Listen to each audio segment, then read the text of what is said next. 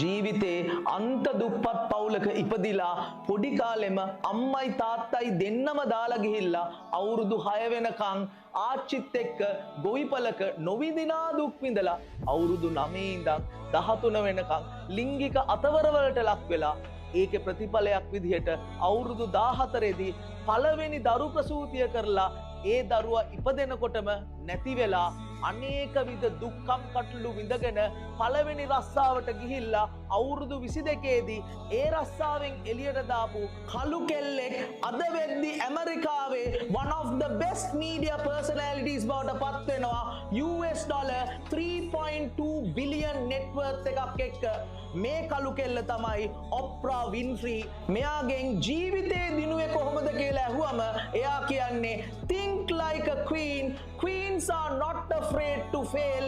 Failure is another stepping stone for greatness කියලා. පුතා කාම කවදාක්වත් පෙරදෙන්න බය වෙන්න එපා. පෙරදෙන්න නැගිටින්න.